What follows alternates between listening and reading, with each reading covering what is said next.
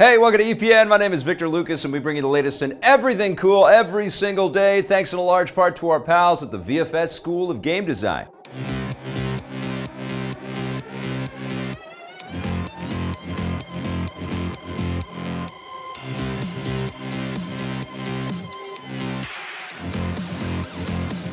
Thank you so much, Vancouver Film School. Now, this rundown is dedicated to Patrick Furtado, who noticed that I made a fashion choice the other day, wore a plaid shirt unbuttoned with a funky t-shirt underneath, which he appreciated. Thank you, Patrick. This rundown is all yours. PlayStation 4 owners might finally be able to play with everyone else. Sony has begun having discussions with Microsoft about bringing cross-platform multiplayer to the PS4. The good news comes from Xbox marketing head Aaron Greenberg, who tells Game Reactor that they're talking with Sony about cross-play and they're hopeful that the talks will be successful. He seems pretty optimistic in the interview, so we've got our fingers crossed, and this indicates that Sony might finally be changing their tune on the matter. They've been notoriously stubborn, with many developers saying that it's already possible from a technical standpoint, but Sony just won't allow it. At E3 earlier this summer, just after Microsoft announced cross-platform multiplayer between the Xbox One and Nintendo Switch, Sony claimed that they didn't want to include the PS4 because they were worried about security vulnerabilities and protecting their online community. This angered gamers all over the world, so if Sony changes their mind, it will help them win back a lot of goodwill. Microsoft, on the other hand, says that they're embracing cross-platform because it's so popular with players, and they like to give customers what they want. Go figure. We'll let you know if Sony follows suit. The first big cross-platform release will be the Better Together update for Minecraft, which unites the Xbox One with the PC, Switch, and mobile versions of the game this fall. There's more good news for PS4 and Xbox One gamers, this time thanks to the Monster Hunter franchise.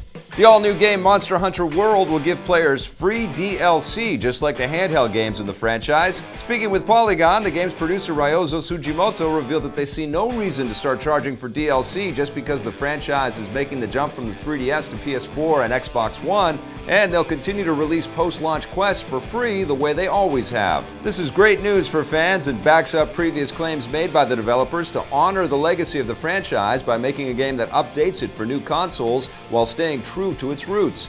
Monster Hunter World will slay the PS4 and Xbox One early next year, with the PC version set to follow after that.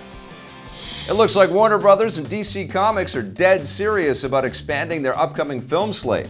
With news about a standalone Joker movie coming in earlier this week, details about loads of other new DC movies have landed. First up, the studio is apparently working on another new movie featuring the Joker. According to The Hollywood Reporter, DC and Warner Brothers are developing a Joker and Harley Quinn movie, described as a dark love story that will explore the relationship between the two characters, which was briefly touched upon in last year's Suicide Squad. The film's actors, Jared Leto and Margot Robbie, are expected to reprise their roles in this new film, which means it will take place within the established DC cinematic universe. However, as we reported yesterday, the other new Joker movie in development will not take place within the same film continuity and instead be a standalone movie with a different actor in the role. That movie is expected to be the first entry in a new, yet untitled DC film label that will feature one-off stories focusing on different characters. It's unclear exactly how many films we can expect to see released under this new label, but the studio is rumored to be developing several at the same time, and if you're worried about them not all taking place within the same universe, that's apparently the idea. The Hollywood Reporter claims that Warner Brothers hopes that having multiple film continuities will help distinguish their movies from the ones made by Marvel, which all take place within the same shared universe. This could backfire and confuse audiences though, so we'll have to wait and see if it works. Warner Brothers has already altered their plans for DC movies several times over the last few years, so don't be surprised if they shake things up again. Well, we almost pulled it off. One new DC project that's apparently being shaken up is the new Batman movie. There's been a lot of back and forth recently with conflicting reports about whether or not Ben Affleck will reprise the heroic lead role. When the Hollywood Reporter first published their Joker and Harley Quinn story, they claimed that the new Bat film would be one of the standalone movies outside of the established continuity, which means it will not star Affleck. They've since updated their story, claiming that it's still unclear if the Bat film will fall inside the established continuity or not. If it does, it will exist alongside Batman vs. Superman and Justice League, and if it doesn't, it will have a different actor and exist within its own little world. The fact that the studio is toying with this idea indicates that Affleck hasn't signed on. If he does pull out, it won't be the first time backing away from the project. He was originally supposed to co-write and direct the film on top of starring, but he decided against that, with Apes director Matt Reeves taking over directing duties and starting fresh with his own script. We'll let you know when new details are unmasked. Don't believe everything you hear, son. And it looks like the Marvel Cinematic Universe has things planned out a little bit better because they've already got movies scheduled for the next few decades. The studio has apparently made plans for movies that are as far as 10 to 20 years down the line. That's according to Guardians of the Galaxy 1 and 2 director James Gunn. In a recent Facebook Live discussion, Gunn revealed that the upcoming third Guardians film will help to set up the next 10 or 20 years of Marvel movies. He didn't say exactly how it will do this, but adds that it will introduce new characters and expand the cosmic side of the movie universe, which indicates that future films might have a more cosmic tone as well. Guardians of the Galaxy 3 will take place after the events of the fourth Avengers movie, which is expected to have major repercussions across the entire Marvel Cinematic Universe. That film arrives in 2019, and the third Guardians movie is expected to follow in 2020. And instead of announcing movies 20 years in advance, some filmmakers like to make their movies in secret.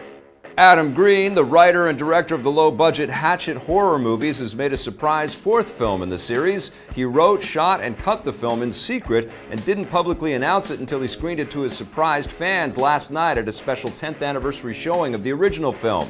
Green says that he kept the new movie a secret because he wanted to surprise fans and thank them for supporting the franchise all these years, and adds that the only reason he was able to keep it a secret was by personally convincing all the members of the cast and crew to keep their mouths shut. The new film itself is called Victor Crowley, named after the franchise's hatchet-wielding antagonist, and audiences can expect loads of blood and mayhem. It will get a roadshow tour to theaters across North America starting this October.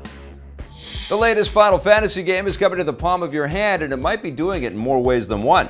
Earlier this week at Gamescom, Square Enix announced that Final Fantasy XV is getting a mobile version for iOS and Android devices called Final Fantasy XV Pocket Edition. Now they've revealed that they might be bringing the game to the Nintendo Switch. Speaking with IGN, Final Fantasy XV director Hajime Tabata revealed that there's a chance that they might port the game to the Switch, although they're not sure.